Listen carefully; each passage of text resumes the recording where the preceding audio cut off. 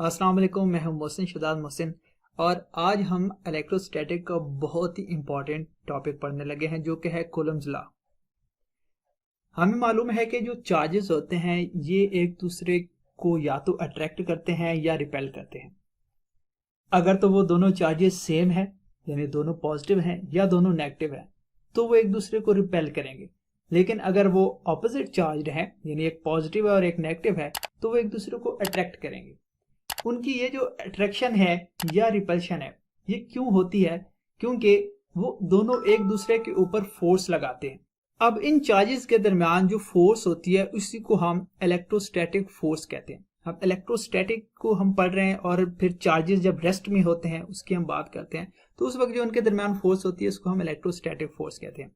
तो यहां से देखें, अगर तो वो दोनों चार्जेस सेम है मतलब दोनों नेगेटिव हैं तो वो जो फोर्स लगाएंगे वो अपोजिट डायरेक्शन में होगी। एक एरो राइट साइड पे और एक लेफ्ट साइड पे है, ये दोनों एक दूसरे को रिपेल करें। यहाँ दोनों पॉजिटिव चार्ज हैं, ये भी एक दूसरे को रिपेल करें।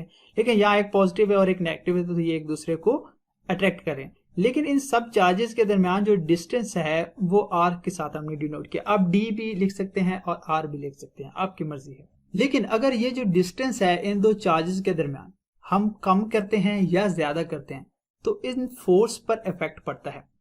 ये जब जितने ज्यादा करीब होंगे एक दूसरे पर ज्यादा फोर्स लगाएंगे और जितना ज्यादा हम दूर लेके जाएंगे तो इनको फोर्स लगाने की इनकी जो अट्रैक्शन होगी वो कम हो जाएगी, वो एक दूसरे पर फोर्स सही तरह नहीं लगा पाएंगे। ये जो फर्क आता है डिस्टेंस के साथ इस फोर्स के ऊपर, तो इसका कॉन्सेप्ट दिया था एक फ्रेंच साइंटिस्ट चार्ल्स कूलम 1785 में। और इसने एक एक्सपेरिमेंट से ये हमें बताया था कि जो चार्ज पार्टिकल होते हैं वो उनके दरमियान फोर्स एग्जिस्ट करती है और जो कि इनके डिस्टेंस के साथ साथ वेरी करती है। तो तब उस कूलम लॉ हमारे पास क्या बना, उसने क्या एक हमें प्रॉपर डेफिनेशन बताई। उसने कहा था कि जो फोर्स ऑफ अट्रैक्शन होती है या रिपल्शन होती है, अट्रैक्शन भी हो सकती है रिपल्शन भी हो सकती है, अभी हमने इस पर बात की। दो चार्जेस के दरमियान जो फोर्स है वो उन दोनों चार्जेस के प्रोडक्ट के डायरेक्टली प्रोपोर्शनल होती है और उनके दरमियान जो डिस्टेंस है उसके स्क्वायर के इनवर्सली प्रोपोर्शनल होती है। उसकी डेफिनेशन को हम मैथमेटिकली इस तरह से लिखेंगे कि दो चार्जेस है, मिसाल के तौर पर यहाँ पर चार्ज पड़े हुए हैं, ये ऑपोजिट चार्जेस है तो इनके दरमियान जो फोर्स लग रही है, यहाँ इस चार्ज को Q1 कहा है और इस चार्ज को Q2 कहा है और इनके दरमियान फोर्स ऑफ अट्रैक्शन मौजूद है और इनके दरमियान जो डिस्टेंस है वो R है। अब जितनी इसकी मैग्नीट्यूड होगी और जितने इसके मैग्नीट्यूड से मुराद है इसकी वैल्यू, मान लें कि ये 2 कूलम चार्ज है और ये 4 कूलम है तो जितनी इसकी वैल्यू होती है वो मैग्नीट्यूड होती है। इन दोनों के वैल्यू को अगर हम मल्टीप्लाई करें, Q1 को और Q2 को मल्टीप्लाई करें तो वो इस फोर्स के डायरेक्टली प्रोपोर्शनल है। मतलब कि ये होगा जितने ज्यादा इन दोनों का प्रोडक्ट होगा उतने ज्यादा ये फोर्स होगी। मतलब फिर क्या हुआ कि जितने ज्यादा ये चार्जेस होंगे फोर्स उतनी ज्यादा होगी, जितने ये चार्जेस कम होंगे फोर्स उतनी कम होगी। डायरेक्ट रिलेशन हमें यही बताता है। और दूसरा उसने कहा था कि वही फोर्स जो इनके दरमियान डिस्टेंस है इसके इनवर्सली प्रोपोर्शनल है, ना सिर्फ इनवर्सली प्रोपोर्शनल बल्कि इसके स्क्वायर के इनवर्सली प्रोपोर्शनल है। इनवर्सली प्रोपोर्शनल होने का क्या मतलब है कि ये चार्जेस एक दूसरे के जितने ज्यादा करीब होंगे उतनी फोर्स ऑफ अट्रैक्शन जो होगी वो ज्यादा होगी, यानी डिस्टेंस कम होगा फोर्स ज्यादा होगी। लेकिन अगर डिस्टेंस हम ज्यादा कर देंगे तो फोर्स हमारे पास कम हो जाएगी। तो ये इसने दो बातें बताई थी। तो दोनों को हमने इक्वेशन के फॉर्म में लिखा कि F डायरेक्टली प्रोपोर्शनल है Q1 Q2 के और जो फोर्स है इसके दरमियान जो डिस्टेंस का स्क्वायर है उसके इनवर्सली प्रोपोर्शनल है। दोनों इक्वेशन को जब हम कंपेयर करते हैं यहाँ पर ये कंबाइन करते हैं तो कंबाइन करने से ये इक्वेशन हमारे पास बनती है। तो यहाँ पर ये प्रोपोर्शन का साइन है इसको हम खत्म करेंगे और यहाँ पर एक कांस्टेंट लगाएंगे। तो ये जो इक्वेशन हमारे पास बनी है ये हमारे पास कूलम लॉ की इक्वेशन है। अब कूलम लॉ में यहाँ पर जितने फैक्टर हमें नजर आ रहे हैं ये क्या बताते हैं उनको देख लेते हैं। ये जो F है ये किसी को शो कर रहा है, दो चार्जेस के दरमियान जो फोर्स लग रही है वो फोर्स ऑफ अट्रैक्शन भी हो सकती है और फोर्स ऑफ रिपल्शन भी हो सकती है, उसको शो करती है। जबकि यहाँ पर Q1 और Q2 उन चार्जेस की मैग्नीट्यूड है कि Q1 कितने माइक्रो कूलम है या कूलम है और Q2 का कितना चार्ज है। R उन दो चार्जेस के दरमियान डिस्टेंस को शो कर रहा है।